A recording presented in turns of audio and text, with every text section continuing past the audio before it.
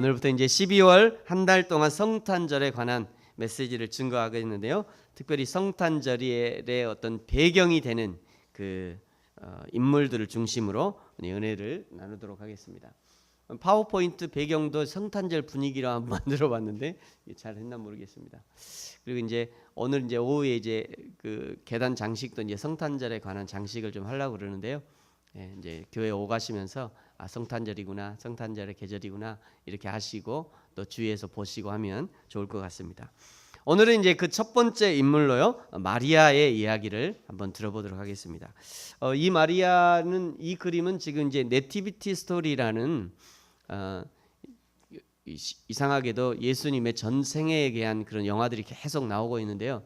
이거는 이제 마리아와 요셉과 그리고 예수님의 탄생에 관한 그런 기사들을 영화로 만든 매우 좋은 영화 중에 하나입니다. 저희가 이게 성탄절 우리 시리즈 준비하면서 이제 다음 주나 그 다음 주쯤 이 영화를 한번 예배 끝나고 봐도 참 좋을 것 같아요. 그래서 참 좋거든요. 그래서 다음 주쯤 이게 준비해서 이렇게 영화를 한번 보도록 하겠습니다. 여기 인물이 이게 마리아인데요. 지금까지 영화 나온 마리아 중에는 제일 마리아스럽게 생긴 것 같아요. 제가 보기에는 제일 마리아답게 생긴 그런 마리아가 아닌가 생각이 들어요. 마리아는요, 전 지구상에서 가장 사랑받는 인물 중에 한 사람일 것입니다. 왜 마리아가 이렇게 사랑을 받는 유명 인사가 될 수 있었는가? 그것은 예수 그리스도의 잉태와 성육신의 과정에서 보여준 마리아의 신앙 때문입니다. 마리아가 무슨 하나님의 어머니이기 때문에 유명한 것이 아니에요. 천주교에서 성모라고 이렇게 숭배하기 때문에 유명한 것이 아니라 이 예수 그리스도의 탄생의 과정에서 보여준 마리아의 신앙 때문에 사람들이 그를 사랑하는 것입니다. 먼저 오늘 26절에 보시면요, 예수 그리스도의 나심에 관한 기사를 시작하면서 여섯째 딸을 언급하고 있어요. 여섯째 딸의 천사 가브리엘이 하나님의 보내심을 받아 갈릴리 나사렛이란 동네에 가서 이렇게 기록하고 있습니다. 그러면 이미 이 천사가 여섯째 딸 전에 이미 다른 곳에 갔다 왔다는 그런 전제하에서 말하는 거죠. 여섯 달 전에 무슨 일이 있었냐? 누가복음 1장 5절 이하에 보면요, 그 세례 요한의 탄생 기사를 기록하고 있습니다. 세례 요한. 예수님의 탄생은 첫 인류 아담과 하와의 그 타락에서 영원한 죽음의 운명 가운데 있는 인간을 구원하기 위한 하나님의 계획이었습니다. 이 계획이 언제부터 시작이 되었냐면 아담과 하와의 에덴 동산에서 아담과 하와를 쫓아내는 그 순간부터 하나님의 계획은 이미 시작이 되었던 거예요.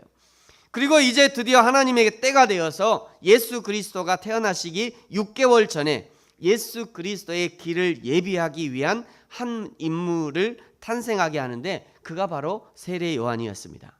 마태복음 3장에서는요, 이 세례 요한을 이렇게 소개하고 있어요. 그때 세례 요한이 이르러 유다 광야에서 전파하여 마르되 회개하라, 천국이 가까이 왔느니라 하였느니 그는 선지자 이사야를 통하여 말씀하신 자라. 일렀으되 광야에 외치는 자의 소리가 있어 이르되 너희는 주의 길을 준비하라, 그가 오실 길을 곧게 하라 하였느니라.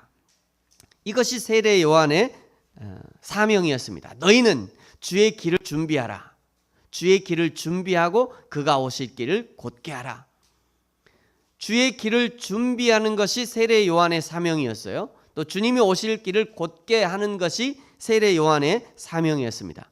그래서 세례 요한의 잉태를 고지하고, 그렇게 세례 요한이라는 사람의 잉태를 고지한 다음에 6개월이 지나서 갈릴리 나사렛이란 동네에 마리아에게 가브리엘 천사가 나타난 것입니다.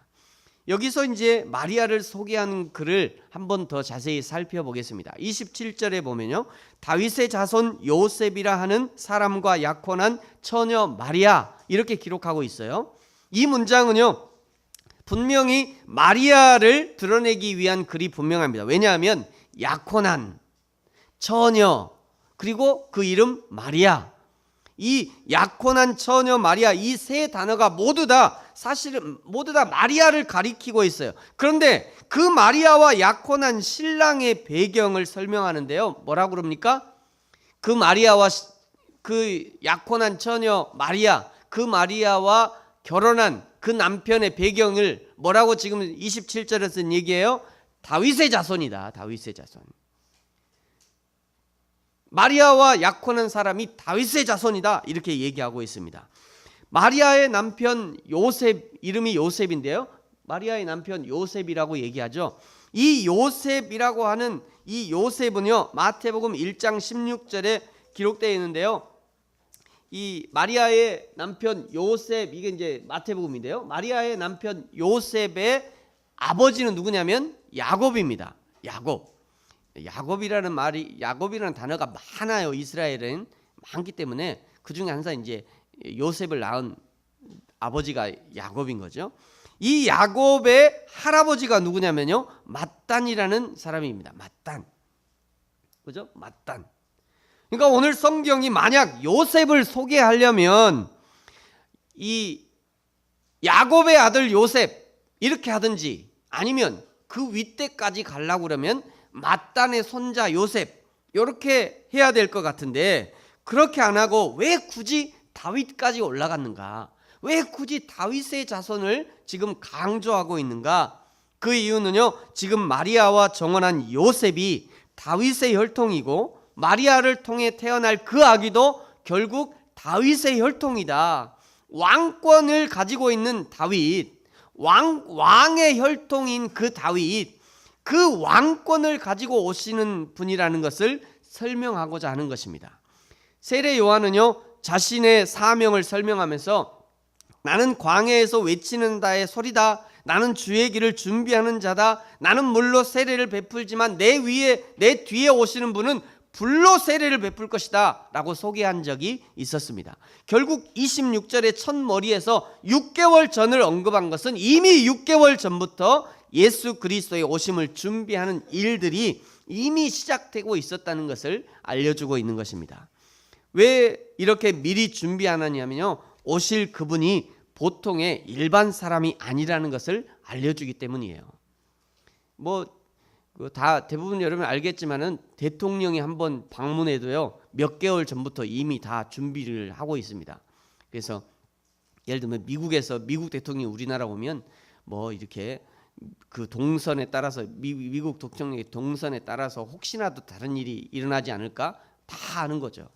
이전에 우리나라에 그 미국 대통령 박정희 대통령 때 미국 대통령이 와가지고 이 경부 고속도로를 가는데 이렇게 미리 한번 시찰을 해봤다고 그럽니다. 그 길을 그 이제 8월 그게 이제 아마 요쯤 됐나 봐요. 1, 2월쯤 이렇게 돼가지고 그 경부 고속도로를 쭉 가는데 그때 당시에는 산들이 다 민둥산이었잖아요. 박정희 대통령이 이렇게 쭉 가다가 야 저기 왜 이렇게 다 민둥산이냐, 지금 12월 1월 2일이라서 지금은 다 민둥산입니다. 그렇게 얘기했더니 한마디 했다고 그래요. 다 푸르게 만들어라. 그랬더니 그 고속도로 근처에 있는 모든 보리밭이 다 보리밭이 다 뽑혀가지고 그 산으로 갔다고 그래요. 보리밭에 그 파란 보리가 다. 그래가지고 미국 대통령이 올 때 이렇게 파란 산을 보여줬다고 그럽니다. 실제로 그런 일이 있었다고 그래요. 근데 대통령이 한 번 와도 이렇게 미리 준비하는데 이 왕이신 예수 그리스도의 오심을 지금 미리 준비하는 그런 작업을 하고 있는 것이에요. 이것을 오늘 32절에는요, 하나님께서 그 조상 다윗의 왕위를 그에게 마리아에게 태어날 아기에게 주셨다라고 말씀하죠. 33절에도 영원히 야곱의 집을 왕으로 다스릴 것이다 말씀하고 있습니다. 사랑하는 성도 여러분, 예수님은 성자 하나님이시고 그리고 우리의 왕으로 오신 분이십니다. 예수님은 저와 여러분의 왕이 되셔요. 이 세상의 왕들처럼 잠깐 짧은 인생의 왕이 아니라 영원한 왕, 알파와 오메가 되시는 처음과 끝이 되시는 왕이 되시는 것입니다. 예수님이야말로 내 인생의 왕자에 앉으셔야 할 분이고 내 삶의 모든 부분에 왕자에 앉으셔야 하는 그런 분인 것입니다. 여러분 인생에 예수님은 어디 계십니까? 날마다 예수님을 나의 왕으로 모시고 사는 사람은 하늘의 기쁨을 누리게 되는 것이고요, 하나님의 기쁨을 함께 누리게 되는 것입니다. 혹시 아직 예수님을 내 마음의 왕자에 모셔드리지 못하신 분이 있으면 이 성탄절 시즌을 보내면서 또 메시지를 들으시면서 예수 그리스도를 내 인생의 주인으로, 내 인생의 왕으로 영접하고 모셔드리는 저와 여러분이 되어지기를 축복합니다. 가브리엘 천사가요 요셉과 정혼한 마리아에게 찾아와 인사를 건넵니다. 우리 28절 같이 한번 읽겠습니다. 시작. 그에게 들어가 이르되 은혜를 받은 자여 평안할지어다, 주께서 너와 함께 하시도다 하니. 아멘. 여기 은혜를 받은 자여 라고 인사하고 있어요. 가브리엘 천사가 이 마리아에게 인사를 건네는 말입니다. 은혜를 받은 자여. 여기 은혜를 받은 자여, 이 말은요 문법적으로는 완료 분사형 이렇게 얘기합니다. 완료 분사형. 이 완료 분사형이라는 것은요 강한 현재를 의미하는 거예요. 강한 현재. 그러므로 그 정확한 의미는 은혜를 받은 상태가 아직도 계속되고 있다, 지금까지도 은혜를 받은 상태가 계속되고 있다, 이런 의미인 거예요. 그래서 30절에 마찬가지로요 내가 하나님께 은혜를 입었느니라 이렇게 표현하고 있어요. 이것은 지금부터 너에게 은혜가 임할 것이다 이런 말이 아니라 이미 너에게 하나님의 은혜가 있었고 지금도 그 은혜가 함께하고 있고 그리고 그 은혜가 영원히 함께할 것이다, 이것을 말하고 있는 것입니다. 우리가 보통 하나님이 언제 우리의 구원을 작정하셨는가 물을 때요 그 대답은 창세전부터다 이렇게 얘기합니다. 그것이 바른 신학이에요. 하나님이 우리를 언제부터 구원하시기로 작정하셨나? 창세전부터 말이죠. 에베소서 1장 4절 5절 이렇게 말씀합니다. 곧 창세전에 그리스도 안에서 우리를 택하사, 창세전에 택하셨대요. 창세전에. 그렇다면 마리아를 예수 그리스도가 오게 하는 그 통로로 사용하시고 마리아에게 하나님의 은혜를 부어주실 계획도 이미 창세 전부터 계획이 되었다는 것을 유추해 볼 수 있는 것입니다. 지금 저와 여러분에게 있는 은혜가 바로 이 은혜예요. 할렐루야. 창세 전부터 택하시고 선택하신 은혜인 것입니다. 여러분이 어머니 뱃속에서 생겨나기 이전부터 이미 여러분은 하나님의 사람으로 선택이 되었고 그리고 이 땅에 태어나 인생을 살다가 예수 그리스도를 알게 되었고 지금 예수 그리스도로 말미암아 구원받는 하나님의 자녀로 살고 있는 것입니다. 그 중에 마리아는요 하나님의 아들 예수 그리스도의 성육신의 도구로 쓰임받는 것이죠. 저와 여러분은 예수 그리스도의 몸된 교회를 섬기고 예수 그리스도의 복음을 증거하는 도구로 쓰임받는 것입니다. 마리아는 성육신의 도구로 쓰임받는 것이고 예수님의 성육신의 도구로 쓰임받는 것이고 저와 여러분은 그 예수님의 몸된 교회를 위해서 쓰임받는 것이에요. 그것이 지금 저와 여러분 가운데 있는 은혜라고 할 수 있습니다. 마리아가 입은 은혜는요 유일무이한 은혜입니다. 다시 이 땅에서 마리아와 같은 은혜를 입은 사람은 다시 존재하지 않습니다. 그렇다고 해서 저와 여러분의 입은 은혜가 마리아가 입은 은혜보다 작다고 말할 수가 없어요. 마리아를 통해 예수 그리스도가 이 땅에 오게 하셨다면 마리아를 통해서 이제 저와 여러분을 통해서는요 이 예수 그리스도의 생명의 복음이 다른 사람에게 흘러가게 하는 통로로 쓰임받기 원하시는 것입니다. 마리아는 이 땅에 예수님이 오시기 위한 통로로 쓰임받았으면 저와 여러분은 이미 우리 가운데 오신 그 예수 그리스도가 또 다른 사람에게 또 다른 나라에 전달되는 그런 통로로 쓰임받기 원하시는 것입니다.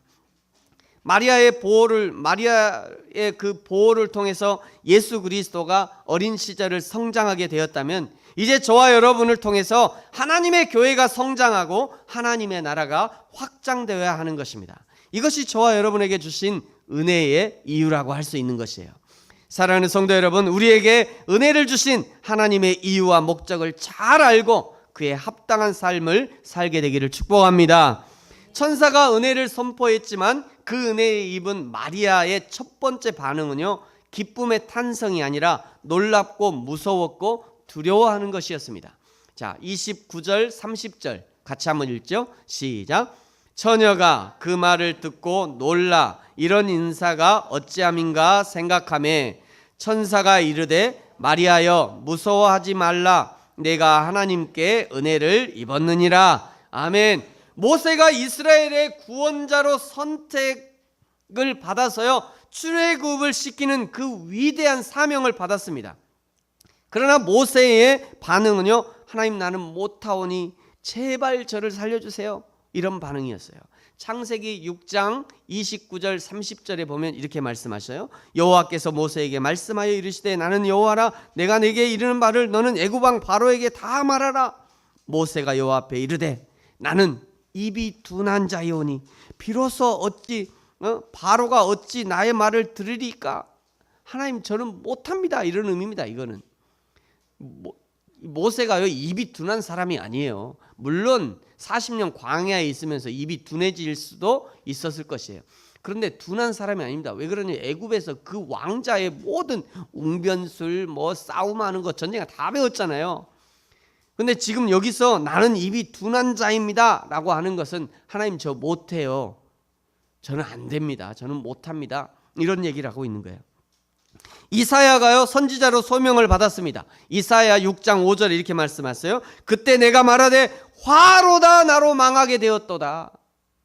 하나님의 사명을 받은 하나님이 이사야야 네가 이렇게 해라 라고, 너를 내가 선택했으니 내 백성들에게 이렇게 가서 얘기해라 그랬더니 화로다 나는 망하게 되었다. 난 못한다는 얘기입니다. 베드로가 부활하신 예수님이 내가 나를 사랑하느냐 3번 묻자 뭐라고 대답했나요? 여러분 생각나십니까? 베드로가 예수님이 네가 나를 사랑하냐, 시몬아 네가 나를 사랑하냐, 또 물어 네가 나를 사랑하냐, 또 한 번 물어 네가 나를 사랑하냐, 이랬더니 베드로가요 근심하면서 주님을 사랑하는 줄 주께서 아시나이다, 근심하면서 말이죠. 사도행전의 사도 바울이 이방인의 선지자로 부름을 받을 때 여러분 첫 장면을 기억하십니까? 첫 장면에 하나님이 강한 빛으로 사도 바울을 선택할 때 그때 사도 바울이 어떻게 됐나요? 땅에 엎드러졌어요. 죽은 것처럼 엎드러진 것입니다. 여러분 하나님의 은혜를 덧입는 것, 하나님의 은혜를 받는다는 것은요 그저 황홀한 경험으로 경험하는 것만이 아니라 그 은혜에 합당한 삶을 살아야 한다는 그런 막중한 책임감이 뒤따르는 것입니다. 지난 우리 김장할 때 그런 말씀을 하시더라고요. 목사님 은혜 받는 거 너무 좋은데 제가 그 은혜 받는 대로 우리가 다 삶을 못 살기 때문에 부담스럽습니다. 여러분 그것이 어떻게 보면 성도의 바른 자세라고 할 수 있어요. 은혜 받으니까 좋잖아요. 은혜 받으니까 여러분 좋으시죠? 은혜 받는데 좋은데, 그런데 또 내 한켠에는 내가 이렇게 은혜를 받았으니 이 은혜대로 살아야 되는데 하고 있는 이런 부담이 있어야 된다고요. 이게 어떻게 보면 당연한 거예요. 이 부담이 없이 살면 머리만 커진다고 얘기해요. 머리만 커져갖고 아는 것은 많은데 도무지 그리스도인의 삶을 살지 않는 거. 그래서 욕먹는 거예요. 그래서 지금 이 하나님의 사람들의 이 무서워하고 떨림이 있고 놀라는 것이 바로 그런 반응인 것입니다. 사랑하는 성도 여러분, 저와 여러분은 어떻게 하나님의 은혜를 받고 계십니까? 하나님의 은혜를 어떻게 취급하고 계십니까? 그저 일시적인 깨우침이나 일시적인 뉘우침, 깨달음 정도로 여기고 있지 않으십니까? 하나님의 은혜는 교회당에 앉아있는 동안만 나에게 영향을 미치는 그 정도로만 생각하고 있지 않으십니까? 여러분 하나님의 은혜를 헛되이 받지 마시기 바랍니다. 하나님의 은혜를 싸구려 취급하지 마시기 바랍니다. 여러분이 하나님의 은혜를 귀하고 아름다운 보석처럼 대우하고 고귀한 생명처럼 대우하면 하나님도 여러분을 귀하고 아름다운 보석으로 고귀한 생명으로 생명의 가치로 대우해 주시겠지만, 만약 여러분이 하나님의 은혜를 그저 싸구려 취급하면 여러분의 인생도 하나님 앞에서 싸구려 인생으로 취급받게 될 거예요. 그것이 분명합니다. 하나님 우리에게 귀한 은혜를 주셨으면 그거를 보석처럼 여길 수 있어야지. 그래서 그냥 진주를 돼지에게 던지지 말라, 이게 무슨 얘기인지 아십니까? 진주를 돼지 목걸이에 해보세요. 그냥 벗어가지고 그냥 그 똥창에다가 지근지근 밟고 있지. 가치를 몰라서 그래. 가치를. 하나님의 은혜의 귀한 가치를 알면 그 가치에 걸맞는 삶을 살아야 하는 것입니다. 그래서 이런 표가 있죠. 여러분 우리 같이 한번 읽어볼까요? 시작. 예배의 성공자가 인생의 성공자. 다시 한번 시작. 예배의 성공자가 인생의 성공자. 아니 어떻게 사람이 그 다른 사람의 예배가 성공했는지 실패했는지 알 수 있겠어요? 몰라요. 아무도 모릅니다. 저 사람이 예배를 성공했는지 실패했는지 아무도 몰라요. 그러나 다른 사람은 몰라도 내가 알죠. 내가 알 수 있는 거예요. 하나님은 아시는 것입니다. 내가 하나님이 받을 만한 전심의 예배 드렸는지, 영과 진리의 예배를 드렸는지, 아니면 하나님과는 상관없이 그저 의자만 따뜻하게 데웠는지, 의자만 따뜻하게 데우고 가는 그런 예배인지 나는 안다. 나는 다른 사람 몰라도. 사랑하는 성도 여러분, 하나님의 은혜를 받을 뿐 아니라 그 하나님 앞에 바르게 반응함으로 참 하나님의 사람으로, 참 은혜의 사람으로, 그 은혜에 합당한 사람으로 살게 되기를 축복합니다. 마리아에게 임한 하나님의 은혜는요, 이제 31절에 보면 내가 아들을 낳으리니 그 이름을 예수라, 내가 보라 내가 잉태에서 아들을 낳는 그런 예언의 말씀을 받습니다. 32절에 보면 마리아가 낳을 아이에 대해서 하나님이 다윗의 왕권을 줄 것이다 말씀하셔요. 33절 영원히, 그냥 한 시대만이 아니라 영원히 야곱의 집을 왕으로 다스릴 것이고 그 나라가 무궁할 것이다, 끝이 없을 것이다 말씀하는 것입니다. 그러자 마리아가 이렇게 대답해요. 34절 같이 한번 읽어볼까요? 시작. 마리아가 천사에게 말하되 나는 남자를 알지 못하니 어찌 이 일이 있으리까 하며, 마리아에게는요 하나님의 계획이 이루어질 수 없는 조건들이 너무 많았어요. 그는 아직 남자를 알지 못합니다. 남자를 알지 못하는데 어떻게 임신이 되겠어요? 남자를 알지 못해요. 아직 정식으로 결혼식을 올린 것도 아닙니다. 그저 정혼식을 한 것뿐, 약혼을 한 것뿐이에요. 설령 하나님의 불가항력적인 은혜로 임신이 되었다 해도 얼마든지 파혼을 당할 수 있는 가능성이 있었습니다. 마리아가 그것을 생각해 보니까 천사의 말, 처녀인 내가 아들을 잉태하여 낳을 것이다 라고 하는 이 말은 도무지 일어날 수도 없는 일이고 일어나서는 안 될 일처럼 생각이 되었던 거예요. 그러나 천사가 대답합니다. 천사가 이제 마리아를 설득하기 시작하는 거예요. 35절에 보니까요, 천사가 내게 임하시고, 천사가 대답하여 이르되 성령이 내게 임하시고 지극히 높으신 이의 능력이 너를 덮으시리니 이러므로 나실 바 거룩한 이는 하나님의 아들이라 일컬어지리다. 보라 내 친족 엘리사벳도 늙어서, 엘리사벳이 몇 개월 전에 지금 임신했죠? 6개월 전에. 엘리사벳이 이미 6개월 전에 지금 늙어서 원래 임신 못한다고 그랬는데 지금 임신하고 6개월 전에 임신했다. 이것을 얘기해 주고 있어요. 37절 대저 하나님의 모든 말씀은 능하지 못하심이 없느니라. 천사가 지금 마리아를 앉혀놓고 지금 이렇게 설득하고 있는 것입니다. 하나님이 계획하셨다면 여러분 누가 막을 수 있겠어요? 하나님이 그렇게 실행하시겠다는데 그것을 어떤 세력이 막아설 수 있겠습니까? 하나님이 창세전부터 이미 완벽한 시나리오로 인류 구원을 계획하셨는데 그것을 어찌 피조물이 그르칠 수 있겠습니까? 여러분 그 증거가 저와 여러분이 아닙니까? 여러분 생각해 보세요. 저와 여러분도요 예수 그리스도를 믿지 못할 만한 너무도 많은 방해거리가 있지 않았습니까? 어젯밤에 저도 한번 생각해 봤어요. 제가 인생을 쭉 살다가 진짜 그때 내가 한 번 잘못 생각했으면 오늘 내가 여기 안 있겠다. 그렇죠? 그때 한 번 잘못 생각했으면, 그때 한 번 내가 한 발만 잘못 갔어도 내가 오늘 여기 못 있겠다. 그런 인생의 여러 참 일이 많더라고요. 여러분 생각해 보세요. 저와 여러분도 마찬가지일 거예요. 한 발만 더 엇나갔어도, 한 번만 다른 생각을 했어도 지금 하나님 앞에 있지 못할 만한 상황이 너무너무 많은 거예요. 그런데 그 모든 방해 공작을 다 물리치고 오늘 우리가 하나님 앞에 있는 것이 기적 중에 기적이 아니겠습니까? 그것을 하나님이 하신 것이죠. 할렐루야. 인간적 생각으로는 도저히 불가능한 그 일, 처녀가 잉태하여 아들을 낳는 그 일을 하나님이 하실 수 있다고 천사가 마리아를 설득한 것입니다. 그러고 보면요, 우리 하나님은 참 인격적인 분이셔요. 하나님은 지금도 이렇게 문 밖에서 두드리시는 예수님에 관한 그림인데요, 하나님은 지금도 우리의 마음을 문 밖에서 두드리고 계셔요. 요한계시록 3장 20절에 문 밖에서 두드리신다 말씀하잖아요. 안에서 문을 열어주시기 전에는 강제적으로 저 문을 부수고 들어가지 않으십니다. 절대 강제적으로 하지 않으셔요. 하나님은 철저하게 우리에게 자유를 주시는 분이셔요. 우리를 자유하게 하기 위해서 주님이 오셨습니다. 자유하게 하시. 오늘 교회에 나오는 것도요, 여러분 안 나오고 싶은데 성령 하나님이 억지로 우리 손목을 그냥 비틀어서 나오신 분 계십니까? 나는 오늘 안 가려고 그래도 그냥 아침부터 성령 하나님이 야 일어나라 막 깨우고 막 손을 꼬집어가 우리를 끌고 안 가려고 그래도 막 끌고 오신 분 계셔요 혹시? 아무도 없어요. 우리 그렇게 안 하셔요. 아무도 없어요.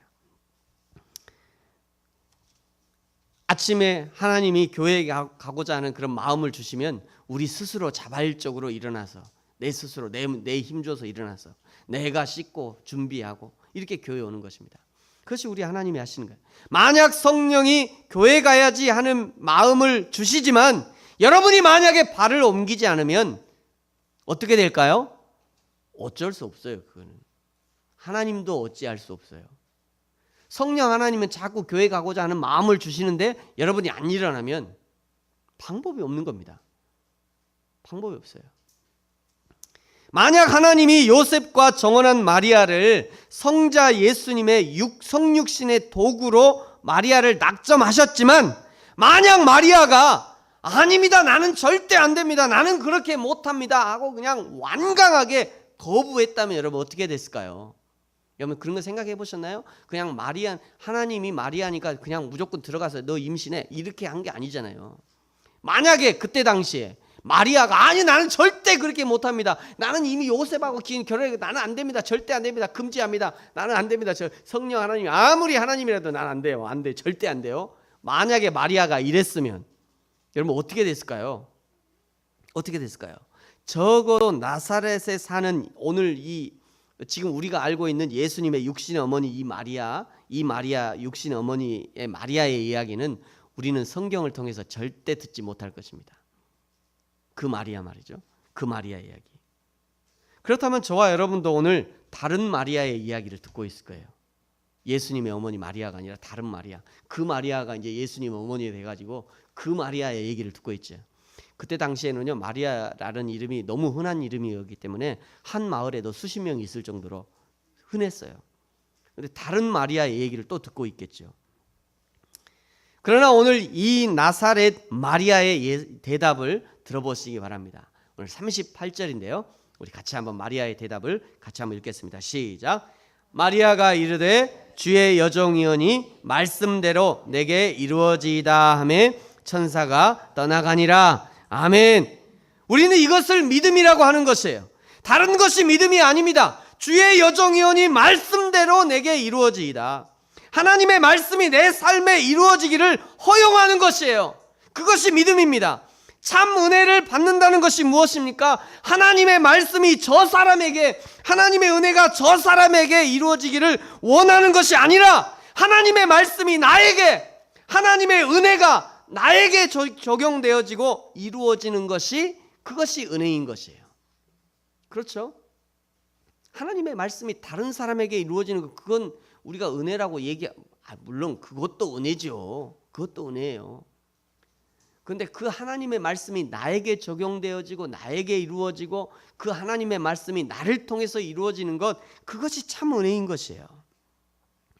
나사렛 마리아의 이야기를 오고 오는 모든 세대가 이야기하는 이유가 무엇입니까? 하나님의 은혜가 그의 삶 가운데 이루어졌기 때문입니다. 하나님의 말씀대로 성자 예수님의 성육신의 도구로 그 마리아를 사용하셨기 때문인 거예요. 사랑하는 성도 여러분, 저와 여러분의 인생도 하나님이 사용하시는 인생이 되어지기를 축복합니다. 이제 다시는 마리아와 같은 이 성육신의 도구는 될 수 없습니다. 이거는 더 이상 하나님이 하지 않으셔요. 그러나 지금도 이 예수 그리스도의 확장, 예수 그리스도의 복음의 확장되는 도구가 필요하고요, 그 도구로 저와 여러분을 사용하기 원하시는 것입니다. 하나님의 나라가 확장되는데 저와 여러분을 사용하기 원하시는 거예요. 그래서 오늘 이 말씀을 저와 여러분에게 들려주시는 것이고요, 은혜 받게 하시는 것이고 결단하게 하시는 것입니다. 사랑하는 성도 여러분, 이 마리아의 결단이 저와 여러분의 결단이 되어지기를 원하는 그런 마음으로, 하나님, 저도 이 마리아의 결단, 하나님의 말씀이 내 가운데 이루어지기 원합니다라고 하는 이 마리아의 결단이 저의 가운데도 있기를 원합니다 하는 그런 마음으로 그 진실된 그런 마음으로 오늘 38절 마리아의 고백을 다시 한번 그 마음을 담아서 같이 읽고 마치도록 하겠습니다. 38절입니다. 같이 한번 읽습니다. 시작. 마리아가 이르되 주의 여종이오니 말씀대로 내게 이루어지이다 하매 천사가 떠나가니라. 아멘. 저와 여러분 가운데 저와 여러분의 인생 가운데 하나님의 말씀이 내게 이루어지는 그런 은혜를 경험하게 되기를 예수님의 이름으로 축복합니다.